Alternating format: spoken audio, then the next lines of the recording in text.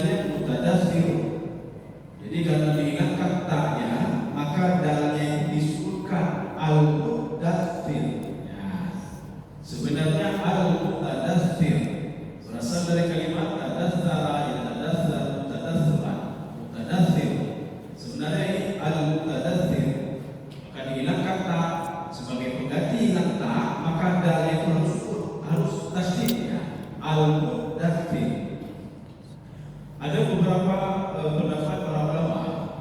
Pendapat yang pertama, surah Al-Mudaththir itu diturunkan setelah Iqra bismi rabbikal ladzi khalaq, ketika sampai malam ya'lam. Dalam riwayat disebutkan wa 'ala fatratin minaz zamani nuzilat surah Al-Mudaththir. Jadi dalam tenggang waktu itu kemudian turun surah Al-Mudaththir. Ini pendapat yang pertama. Yang kedua, surah Al-Mudaththir itu turun setelah Al-Muzammil. Ya. Kenapa setelah Al-Muzammil? Karena setelah Iqra bismi rabbikal ladzi khalaq. Jadi waktu turun ayat itu, Nabi Muhammad SAW pulang rumah karena ketakutan. Apa kata Nabi Muhammad? Zammiluni, zammiluni, kepada Khadijah. Artinya selimuti saya, selimuti saya. Ketika itu fakusilah surah Al-Muzammil, maka turunlah surah Al-Muzammil.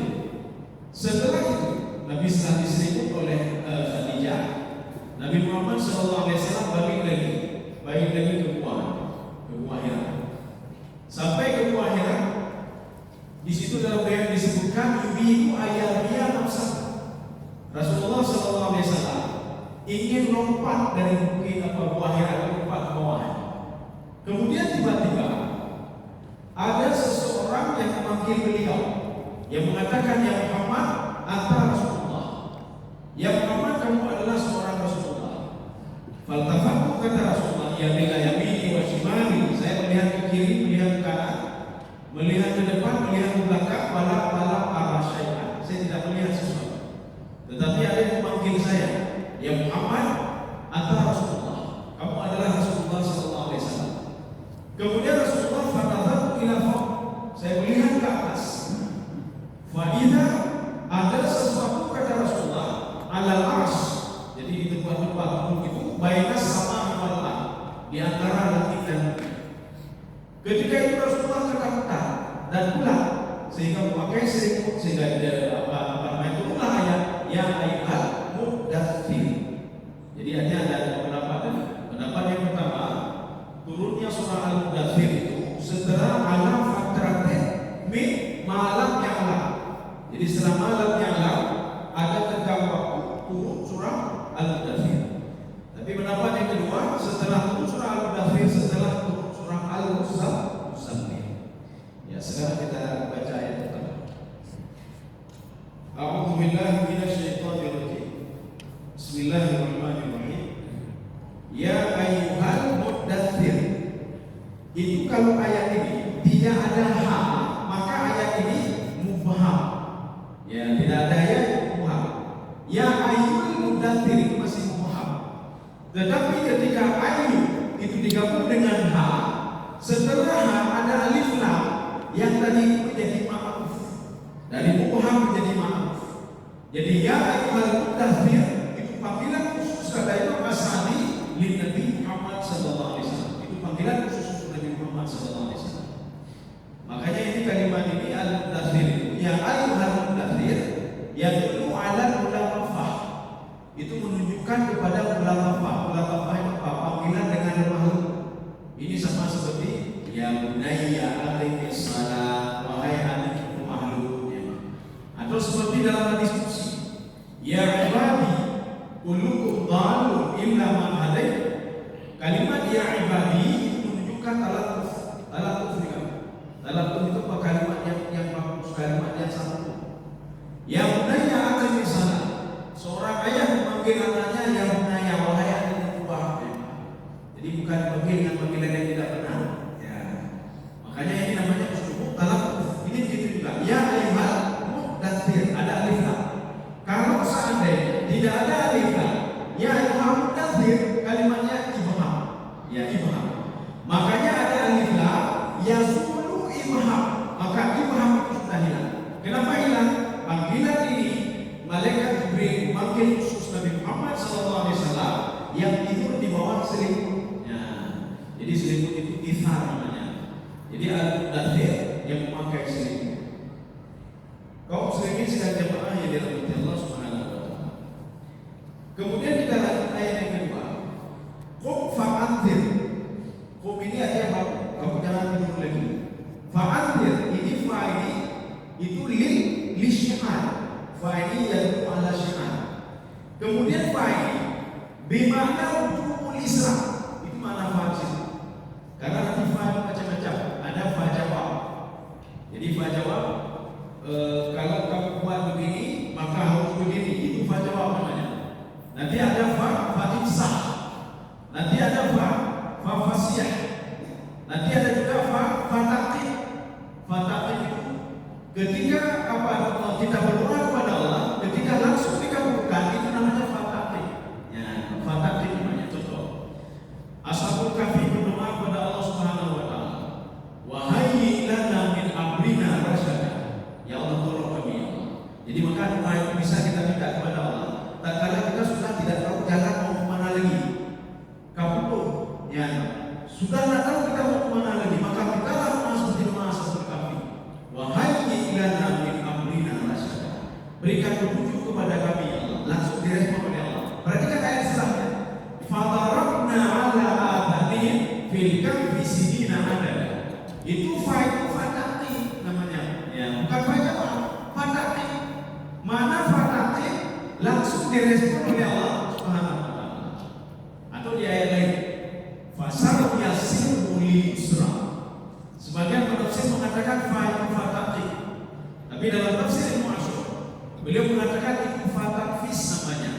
Apa fataqfis? Fa yakunu ala mudawamah. Mudawamah itu konti. Apa makna kontinya? Seorang yang bersedekah, dia mampu kepada Allah, dia yakin kepada Allah, fasal yasiru li yusra. Saya akan mempermudah hidupnya akhirat. Jadi kontinu selama-lamanya. Jadi di dunia dia bahagia, ketika meninggal bahagia, ketika di alam barzakh juga bahagia. Ini namanya famudawamah atau fatihis. Tetapi fa di sini ini maknanya isnar. Isnar itu apa namanya? Syiar. Bangunlah kamu memberi syiar. Syiar apa? Qum fa'anzir. Anzir itu di dalam bahasa Arab itu ada basyir, ada nadhir. Basyir itu berita baik, nadhir berita jelek. Pertanyaannya, kenapa Allah menyuruh Nabi Muhammad bangun kasih tahu berita jelek? Kenapa tidak tahu berita baik? Sedangkan Nabi Muhammad diutus basyirah wa nadhirah, memberikan kabar berita baik dan memberikan kabar berita baik. Kenapa Nabi Muhammad pada ayat ini qum fa'anzir? Kenapa tidak qul fa'abshir? Ya Nabi Muhammad beritahukanlah berita baik-baik. Kenapa berita jelek? Kita merujuk ke dalam tafsir Ibnu Abbas. Ibnu Abbas mengatakan di dalam tafsir beliau, al-inzaru aula bihi. Kalau kita mendakwahi orang yang belum mengenal agama, kalau kita mendakwahi orang kafir, orang musyrik, itu dengan izhar itu lebih aula, lebih bagus. Menakut-nakuti mereka dengan neraka, menakut-nakuti mereka dengan azab. Kalau kita merujuk juga ke dalam tafsir Al-Wasit, apa kata Syekh Al-Albani? Faham awal tablighi bid'atil haqqi. Jadi izhar itu ketika kita memulai berdakwah, yang pertama sekali mana mulai? Apakah memberitahukan manusia tentang surga atau memberitahukan manusia tentang neraka? Syekh Al-Albani sepakat dengan Ibnu Abbas. Kata Syekh Al-Albani, fahada awal tablighi bid'atil haqqi. Inilah dakwah pertama. Ketika kita mengajak orang lain kepada kebenaran, lakukanlah hal yang pertama apa? Al-izhar. Takut-takutilah mereka. Yang menyuruh berzina, itu jangan kita cerita tentang surga. Urang korupsi, cerita tentang surga korupsi. Jangan korupsi nanti apa namanya surga itu begini, kamu dapat pahalanya, cerita apa-apanya.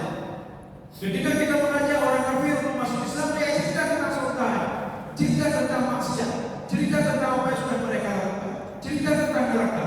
Takut-takutilah mereka dengan azab Allah Subhanahu wa taala. Maka kita mengambil satu link dua tafsir. Ibnu Abbas dan tafsir Al-Wasit Syekh Tantawi. Jadi dua-dua ini mengatakan awal da'watin li tablighin nas li da'watil haqqi bil iqrar. Itu harus dengan iqrar. Ya, harus dengan tauhid. Makanya dakwah pertama Rasulullah SAW bukan memotivasi untuk masuk surga, tidak, tetapi untuk menakut-nakuti mereka karena mereka menyembah patung, menakut-nakuti mereka karena mereka berlaku curang satu sama lainnya. Jadi demikian pula kita dakwah yang pertama untuk anak atau siapa saja, maka mulailah dengan kita. Ya, menyuruh dicetek mereka, itu mencetek mereka, ya, direkomendasikan masuk ke neraka. Itu cerita begitu. Jadi jangan ketika anak mengambil kita apa saja kita cerita surga. Surga itu naknya itu bukan boleh. Jadi artinya apa? Al-Inzar kata Ibnu Abbas, Al-Inzar maulabi. Jadi inzar itu menakut-nakuti itu lebih baik dibandingkan memberikan kabar gembira. Tapi baik benar itu tetap.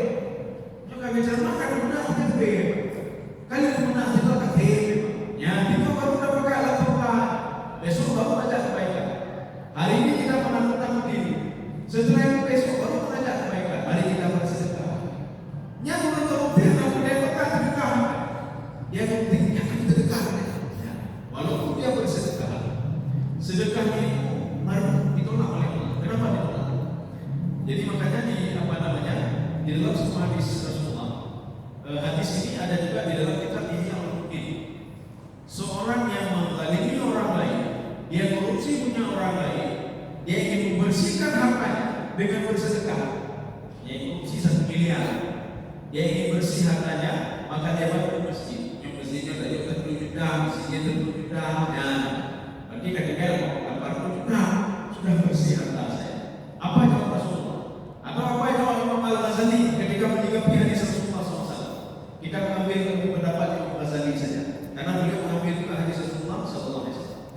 Seorang yang menzalimi orang lain, seorang yang makar, yang korupsi, dan dia bersedekah dengan uang korupsinya itu ibarat orang yang kena najis.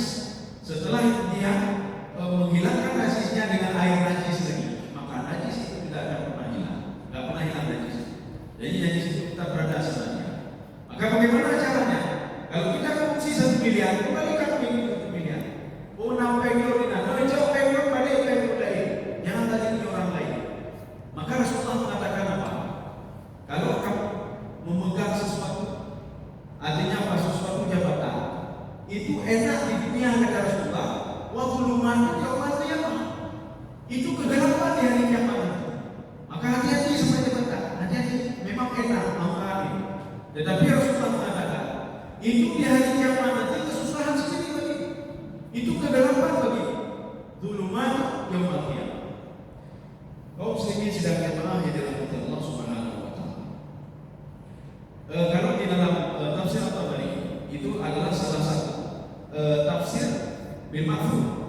Karena tafsir At-Tabari kalau kita ragu-ragu sama tafsir lain, tafsir yang ada betul, yang ada belum kita. Maka rujuklah ke dalam tafsir At-Tabari. Tafsir At-Tabari beliau meriwayatkan menafsirkan Al-Qur'an itu dengan riwayat. Wa an hadza wa an hadza wa an fulan wa an fulan wa an fulan. Maknanya apa? Ya, fa'atir bimana kata beliau, antir bi'adzabillahi syadid. Beritahukanlah kepada orang yang melanggar syariat itu tentang hukum Allah, tentang azab Allah yang sangat pedih. Maka salah satu sifat Allah Subhanahu wa taala itu adalah Al-Aziz. Jadi Al-Aziz kalau kita suruh baca di dalam terjemahan, ini membuat bingung, membuat orang lain bingung. Aziz itu maknanya perkasa. Sehingga apa? Nama pemilihan tadi, anak-anak apa namanya terbayang yang tidak, terbayang tidak. Gara-gara terjemahan seperti itu. Anak-anak katanya kalau dalam perkasa itu hebat untuk bermain, ya untuk bermain. Karena bermain hebat. Ini gara-gara apa? Gara-gara terjemahan. Tetapi di dalam tafsir makna Al-Aziz, Aziz itu apa maknanya? La yatakallam alaihi syai'un.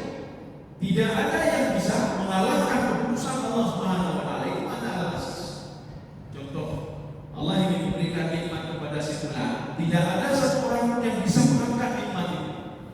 Ketika Allah sudah cinta kepada seorang hamba, tidak ada yang bisa mengangkat kecintaan itu dalam kajian tasawuf itu ada, kalau kita ingin dapat tiga hal, ingin dekat dengan Allah, ingin dapat pahala, ingin dapat karamah. Jadi karamah yang masuk di sini apa? Makanan aliyah. Seperti Nabi Yusuf alaihissalam, ladaiya makinun amin. Makin itu apa? Makanan aliyah. Kamu dapat tempat yang mulia. Ya. Kita ingin tiga-tiga, ingin dapat pahala, ingin dekat dengan Allah, ingin dapat makanan aliyah. Lakukanlah tiga hal. Tiga hal ini selalu terkait satu sama lainnya, terkait satu sama lainnya. Maka ini berhubungan dengan tadi. Kalau Allah sudah cinta kepada seorang hamba, tidak ada yang bisa mengangkat cintanya. Ketika Allah marah kepada orang yang membenci orang yang dia cintai, tidak ada yang bisa menghalangi azabnya. Nah, jadi lagi di cerita di Yordania dalam surah Yasin, illa sayhatan wahidatan fa'idahum khamidun. Itu cerita di Yordan. Di Yordania waktu itu ada Raja Balik. Dia itu memasukkan seorang pendakwah itu ke dalam sumur. Riwayat pertama. Riwayat kedua, kakinya itu ditarik satu kanan satu kiri sehingga kebelah dari bawah. Ketika itu buka Allah, kenapa si fulan itu orang yang paling dicintai oleh Allah Subhanahu wa taala. Maka Allah mengatakan di dalam hadis kursi ada, dalam hadis kursi, barang siapa macam-macam dengan wali kepada Allah, maka dia sudah macam-macam dengan kepada Allah Subhanahu wa taala. Maka satu kampung itu termasuk raja yang mati semua. Fa'idahum khamidun. Mereka semua jadi arah kata Allah Subhanahu wa taala. Apa yang tidak hari? Al-Hum. Yang pertama itu cinta. Kalau kita ingin enak ibadah, enak berzikir, enak baca Quran, kita cintai dulu. Siapa yang cintai dulu Allah. Kalau enggak enak kita. Ya, seorang anak yang ingin cinta sama orang tuanya, dia harus tahu orang tuanya siapa. Harus dekat dengan orang tuanya. Kalau enggak bisa seorang anak cinta sama orang tuanya. Seorang ayah kalau ingin cinta sama anaknya, itu udah lihat itu. Anu coba pembantu, mata-mata pembantu mana? Ya. Anak ketika itu kan ayah itu pembantu itu. Maknanya apa? Anak ini dekat sekali dengan pembantunya. Maka mustahil cinta itu akan muncul dari seorang ayah kepada anak. Maka kalau ingin cinta kepada anaknya, kita harus pahami apa keinginan anak kita, apa kebiasaan anak kita. Demikian pula seorang hamba. Kalau cinta kepada Allah, kata Imam Sa'di, fata'arrafa, hendaklah dia mengetahui asma Allah, nama-nama Allah. Siapa itu Al-Aziz? Siapa itu Al-Ghafar? Siapa itu Ar-Razzaq, pemberi rezeki?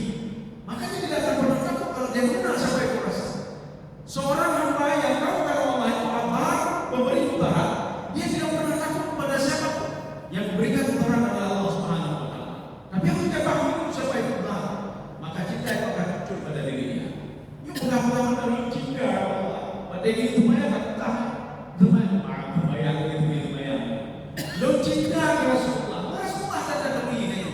Kita tak pernah benar. Lo cinta Allah, tak ada beri Allah. Makanya kata Imam Sa'di, kenalilah Allah melalui asma'nya. Siapa itu Ar-Rahman? Siapa itu Ar-Rahim?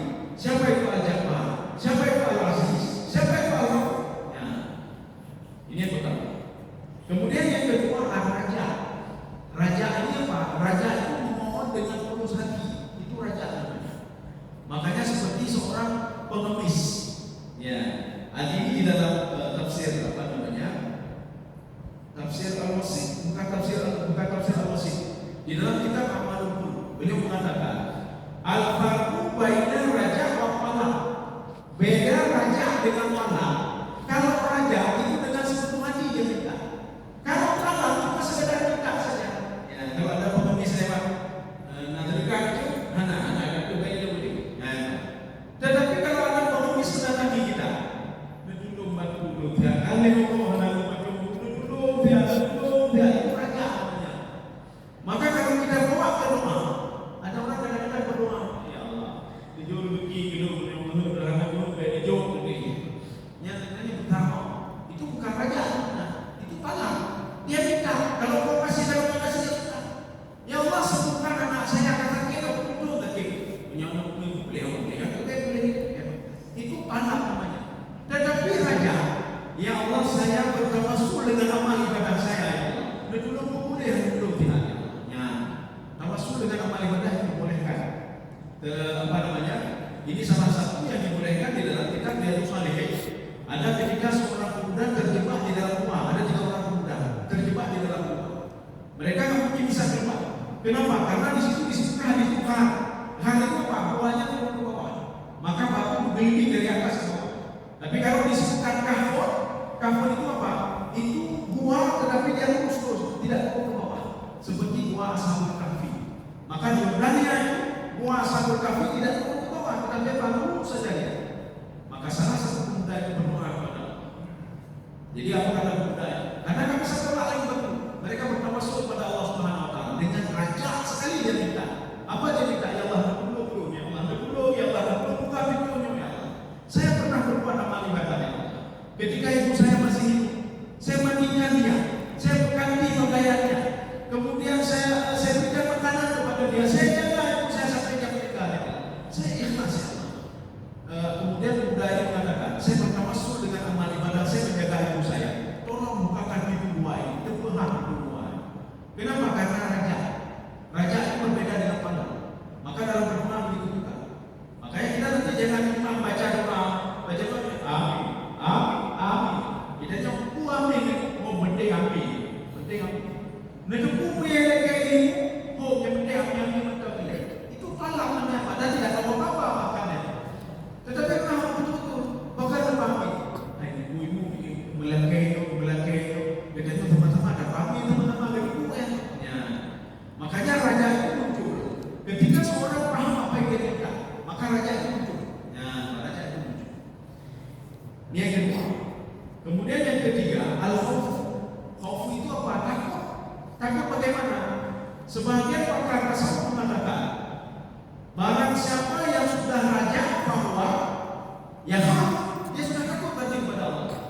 Dan ada sebagian mengatakan lagi, waman ya khafullah, barang siapa yang takut kepada Allah, bahwa maka dia sudah raja kepada Allah Subhanahu Wa Taala. Maka dalam berdoa begitu juga. Ya, harus ada al-hubbu, al-raja'u, al-khawf. Kenapa kita minta kepada Allah? Karena kita cinta kepada Allah. Tidak ada yang bisa menolong kita kecuali Allah. Dalam kehidupan Pak Timbulan, makin dia masalah. Makin dia masalah. Ini masalah kita tidak ada. Atau pada kesimpulan kita masalah kecil, kita lakukan kesimpulan. Gara-gara lakukan kesimpulan, masalah kita makin rumit. Lama dia itu nyuruh lagi kayak kerja katanya. Makin ada masalah. Jadi kita cerita tolong bagaimana ini saya sudah dengan istri saya kita berpisah selama 1 minggu, tolonglah sebentar ya boleh tanggal. Kalau jadi dulu ketidur kan. Ketidur kenapa itu? Ya. Artinya apa? Kita masalah sedikit tiba-tiba masalah lebih banyak lagi. Tetapi apa? Minta kepada Allah. Kalau bisa apa? Kalau bisa kita raja. Jadi raja itu mohon dengan penuh harapan. Artinya apa? Apapun. Tamak itu apa? Biar usuli. Kita yakin betul Allah akan mendengar doa kita. Kita yakin betul akan dikabulkan doa. Ada seorang jamaah begini, suaminya sakit. Jadi katanya apa? Anak itu premedi duduk tinggi premedi. Ya, kemudian setelah itu orang kita tidak boleh seperti itu. Coba ibu raja kepada Allah Subhanahu Wa Taala, raja kepada Allah, ibu bersedekah, ibu minta kepada Allah, ya Allah saya bertawassul dengan sedekah saya, sembuhkan suami saya. Ya, tapi kita raja, jadi jangan lebih boleh apa anaknya ini bagian dari ya, itu aja putus asa, Makanya ada beberapa doa yang dibenarkan dan ada doa yang tidak dibenarkan ketika seorang sedang sakit. Yang dibenarkan doa yang tidak dibenarkan apa yang dibenarkan? Yang pertama seorang berdoa, ya Allah kalau seandainya kesembuhan saya ini membawa manfaat bagi saya dan keberkahan bagi saya, ibadahku makin bertambah, sembuhkanlah saya. Ya kayak itu dibolehkan. Doa yang kedua, ya Allah kalau seandainya saya ketika sembuh nanti membawa bala bagi orang lain, butuh tahap kalau ya Allah, lebih baik kita coba dulu. Ya, ambil dulu nyawa saya sekarang. Walaupun kita tidak tahu kapan kita menikah, tapi ini dibolehkan. Yang ketiga ini tidak dibolehkan. Ketika seorang sakit yang berdoa kepada Allah, ya Allah kapur jiran, ya Allah katakan kan mau kapur kali ngobrol tapi aku lebih hukuman itu kan ya Allah. Ya itu yang dilarang. Itu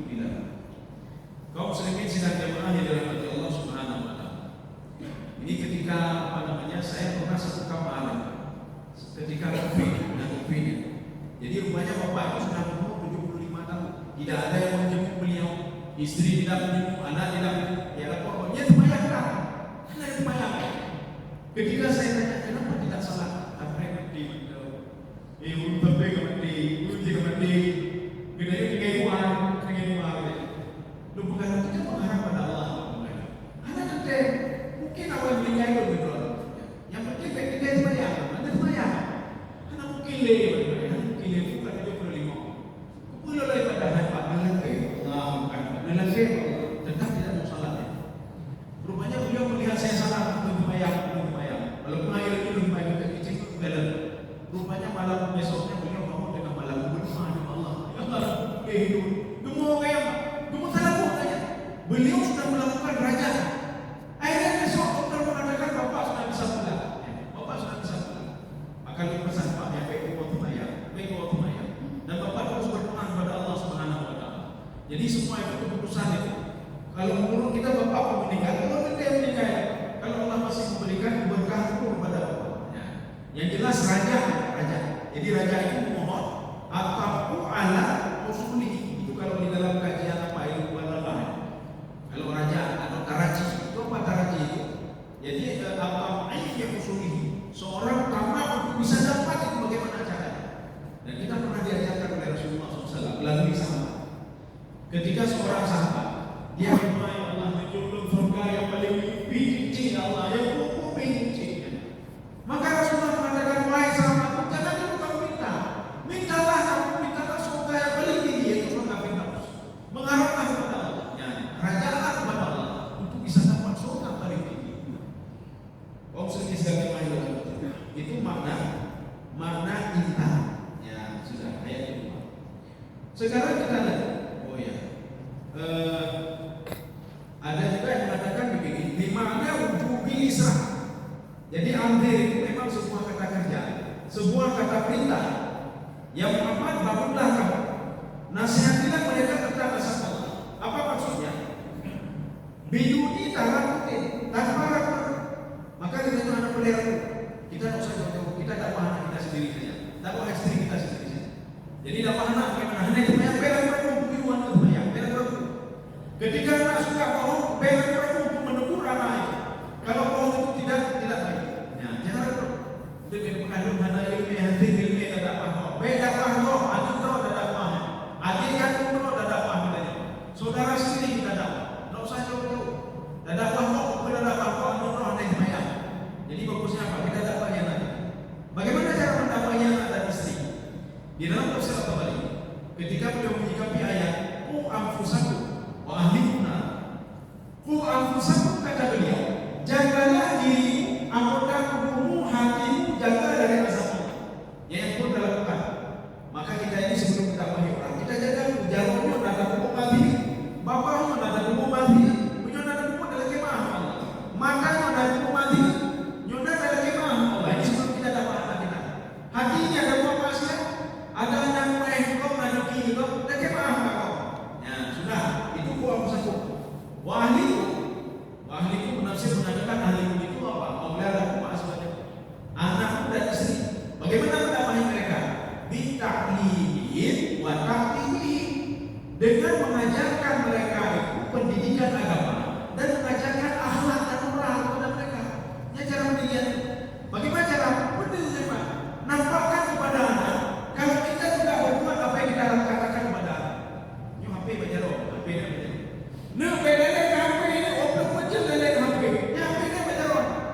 Maka menyuruh cara yang larang kau HP itu lalai HP. Open kecil lalai HP. Jadi artinya apa kalau ingin larang anak pindah HP itu, baru buka. Bedanya HP itu, bedanya lalai HP. Usahakan ketika kita sibuk dengan HP.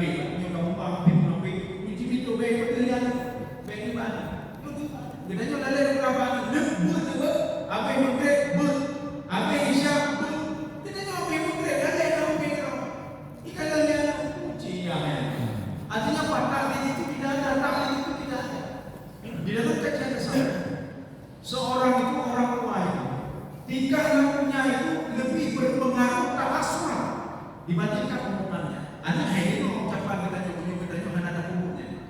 Dia lebih sering melihat pergerakan kota umum kita. Katanya dari kata benar kamu lindunginya kamu tapi lindungi dia Tuhan. Anak sudah bisa terpatri dalam kepala dia. Kalau kita itu orangnya begini orangnya. Nah, maka kalau kita nyuruh anak baca Quran, kita baca Quran. Kita suruh anak-anak pergi sana, kita mau pergi sana. Makanya kalau kalau seandainya kita mau baca Quran, anak boleh ni kalau baca Quran, jangan kayu kayu. Kalau kau dia coba saja. Bapak pulang rumah nanti habis maghrib atau habis isya. Anu ni biasa kalau lewat pergi, tu baca Quran apa ini. Besok anak-anak itu kayak lagi dia main game. Mama baca Quran dulu, baca Quran. Kenapa dia lihat orang tuanya? Ya. Ini makna apa namanya fa'atir. Itu makna wujubul Isra'i bighairi tahaqqin tanpa makna. Tetapi bagaimana caranya? Kita introspeksi diri dulu, baru kita mendapati orang lain. Kita introspeksi diri. Kita ngomong karena baik menonton itu, yang lihat itu kalau yang menonton ya sih ya. Maknanya apa? Kita mengajarkan anak yang sudah kita lakukan. Kemudian dalam tafsir As-Sa'di mengatakan begini, fa'atir bi aqwalikum wa afalikum. Jadi bagaimana caranya? Dengan akwal itu perkataan. Wa amal dengan perbuatan. Kita dulu orang lain sholat, kita dulu harus sholat. Kita dulu orang lain baca Quran, kita harus baca Quran. Kita dulu orang lain bangun tahajud, kita harus bangun tahajud. Ya. Jadi ada satu masjid itu. Ketika beliau mengantar anaknya, kan beliau kudung, ya kudung, ya ikan tadi, ya TPA. Jadi waktu asar dia kata, apa pesan ayah pada anaknya? Sebanyak begegek, duduk begegek, anaknya salah. Ya oh, ayah tidak salah. Kami untung ya. Teman saya tanya, ayah mana? Ayah sudah pulang. Ayah nggak salah. Ayah nggak salah. Ya, ayah nggak salah. Tapi sungguh saya salah. Itu ayah. Ayah tuh ada yang baca, ada baca Quran. Ada itu ayah dia dan itu ayah. Walaupun kita mengharap seperti itu, terpatri di kepala anak bisa berubah total.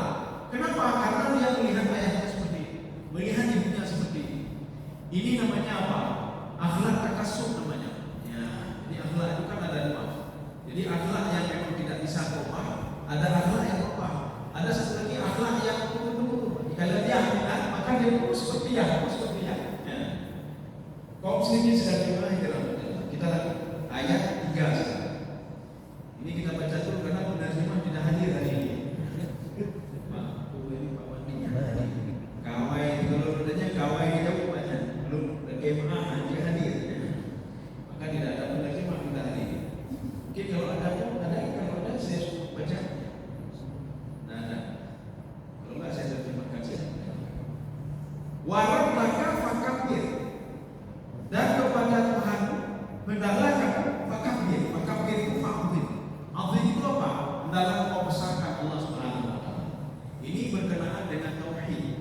Maka dalam tafsir As-Sa'di mengatakan fakabbirillah wa azimillah bitauhid. Hendaklah kamu itu mengagungkan Allah itu dengan tauhid. Mana tauhid apa? Tauhid itu berasal dari kalimat wahid. Wahid itu satu. Ya. Maka beda-beda. Karena sebagian orang ada salah-salah bacaan.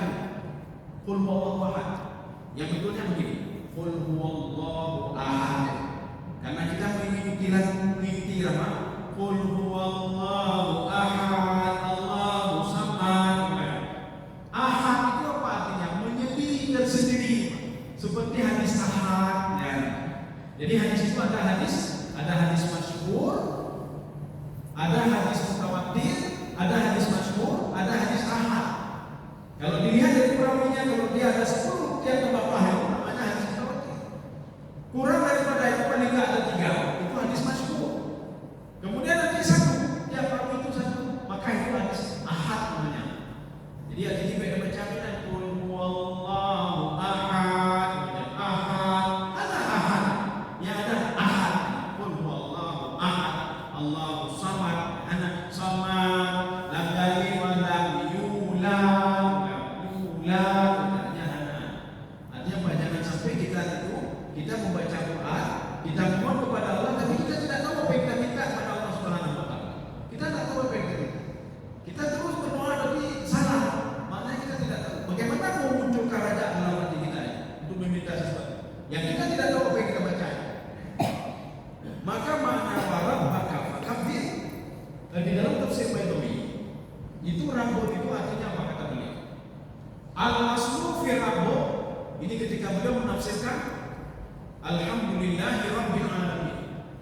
itu apa?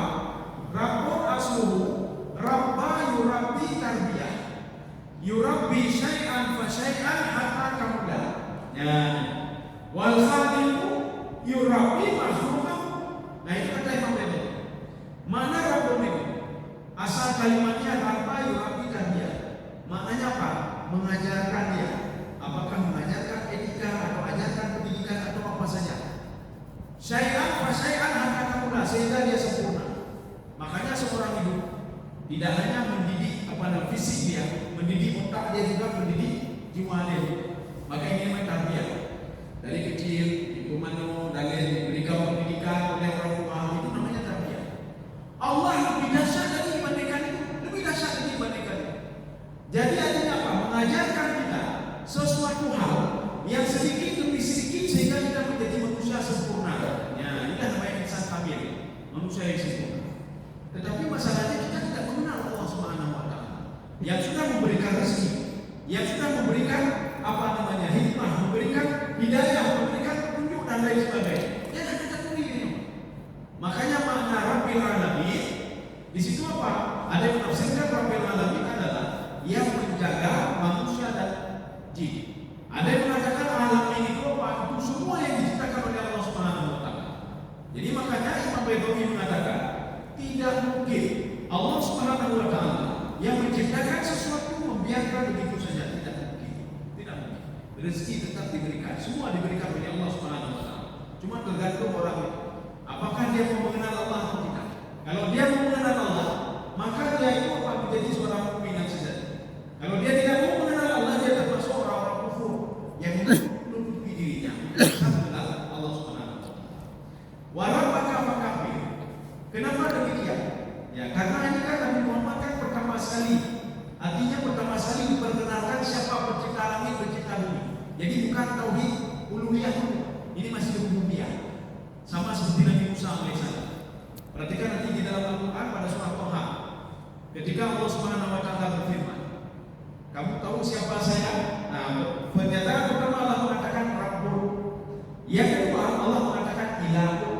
Ketika Nabi Musa sudah cas kepalanya, rupanya Allah tahu semua hidup saya. Allah tahu saya dibesarkan oleh Fir'aun. Allah tahu saya bermasalah dengan Fir'aun. Kemudian saya lari di Yordania, saya lari ke Palestina. Setelah itu saya ketemu dengan seorang nabi di sana. Allah tahu.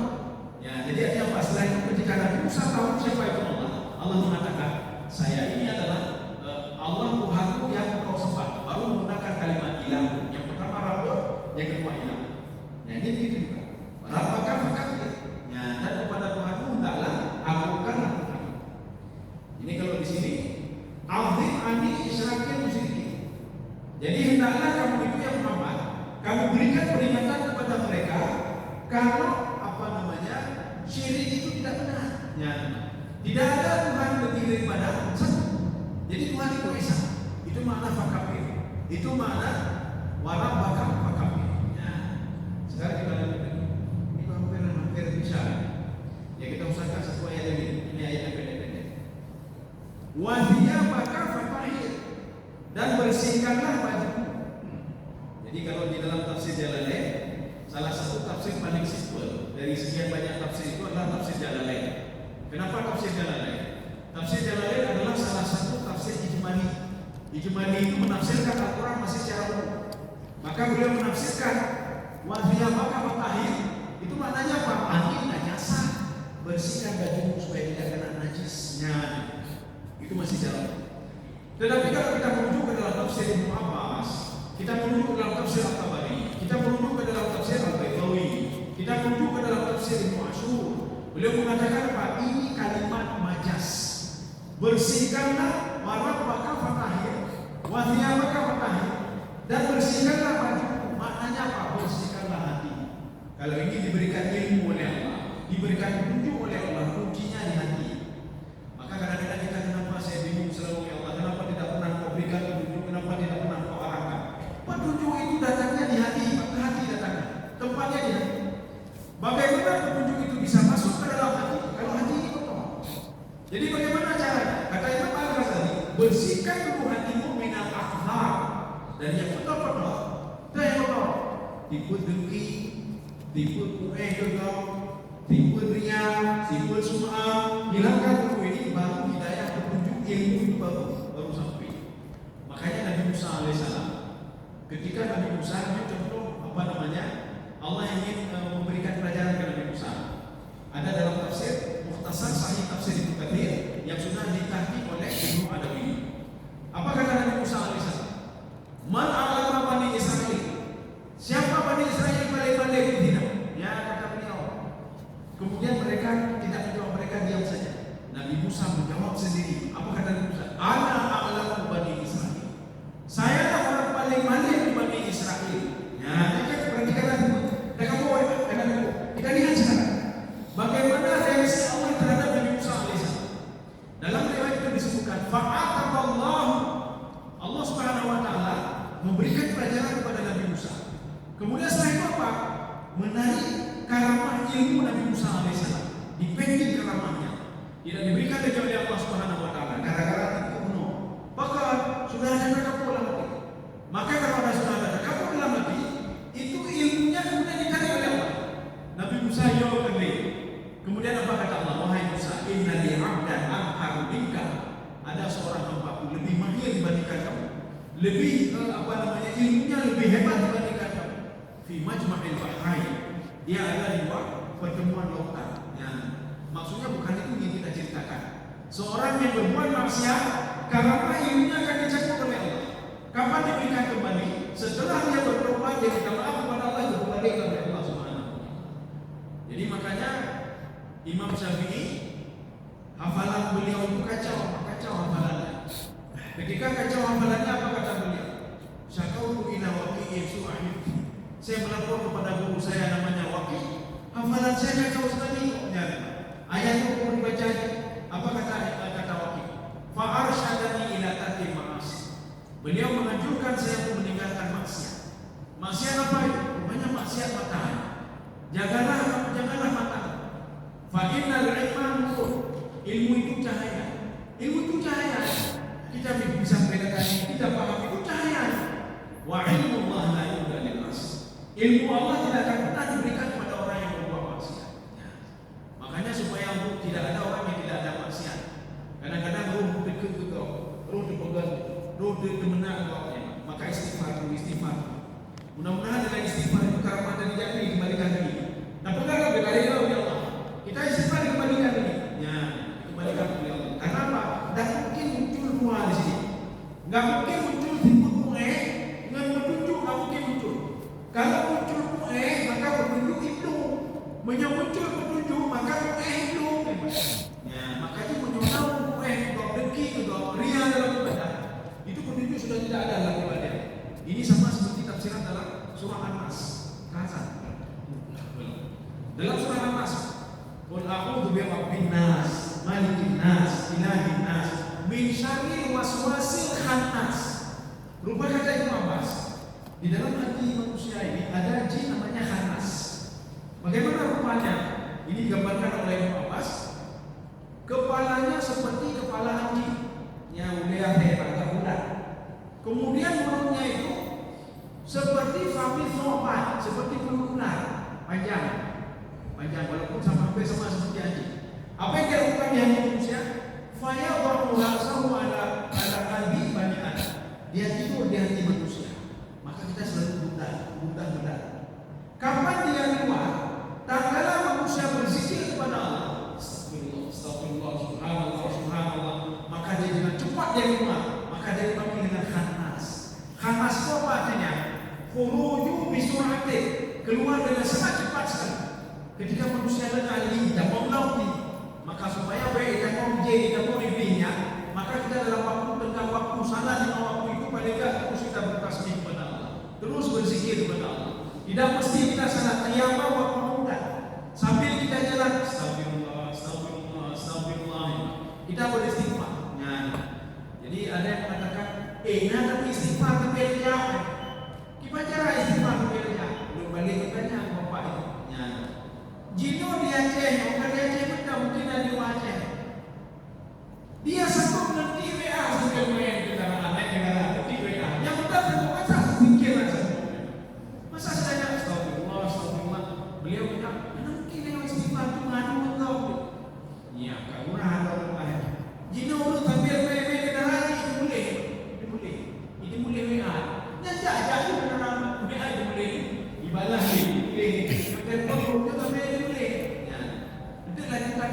Jumat di IGD. Kalau tadi kamu kok orang itu beroi, kamu kok lewat, ya kamu kok, dia orang itu beroi. Azan. Ya. Jadi ini maknanya bersihkan hati. Jadi bukan bersihkan pakaian, tidak, membersihkan pakaian. Iya, tapi ini dalam tafsir berjalan bersihkan pakaian itu beribadah. Tetapi ada yang lebih dahsyat dari itu lagi. Fatahil maksa, bersihkanlah jiwamu ya Muhammad. Maka Nabi Muhammad 2 kali dibersihkan jiwanya. Yang pertama ketika bersama Halimah Sa'diyah, kemudian